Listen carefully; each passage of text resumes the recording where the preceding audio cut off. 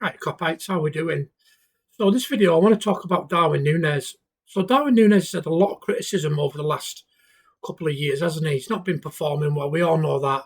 But I do feel a bit sorry for him. But this video, I want to talk about what Ian Rush said. So Ian Rush was talking to Redmen TV, and I was quite surprised actually. He said that he's been impressed with him this pre-season, which I know it was only against Preston and Stoke, but he has got 4 goals in them 2 matches. I do think he's still going to go, but let me just read out to you what Ian Rush has said.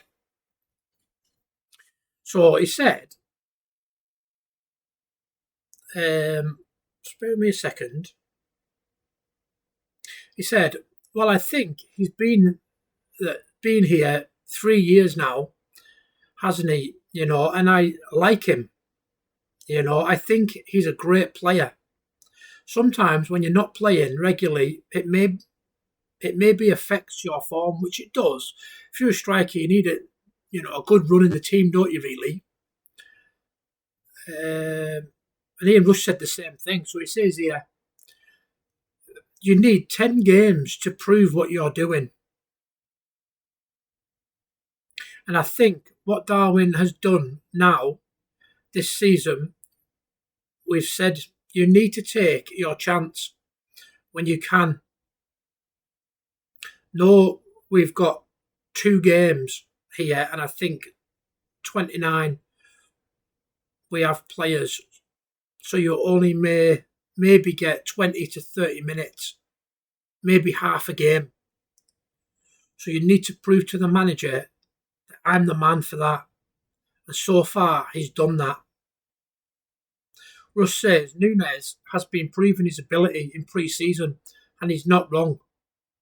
Of course, these are just warm-up games against championship opposition, but Nunez has been producing the goods ahead of the 25-26 campaign.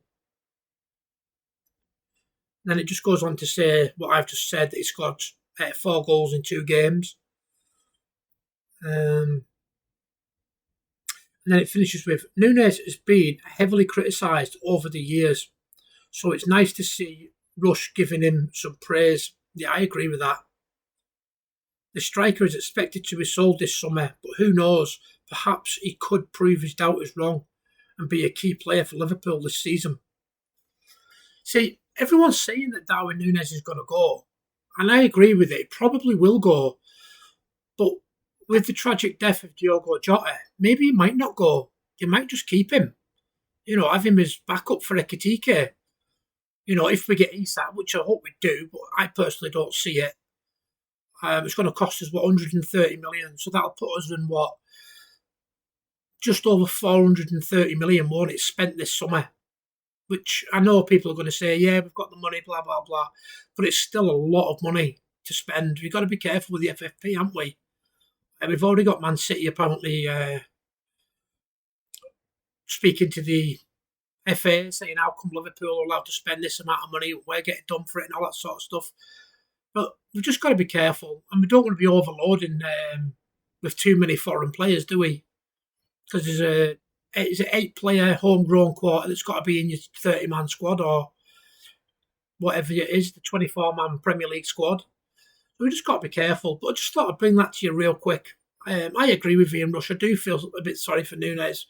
He's clearly got mental health issues, in my opinion. I mean, look at the messages that he's put on X and then deleted them straight away. And just let me know what you think in the comments. Do you think we should keep Nunez after Jota's tragic death? That's it for this video. Take it easy.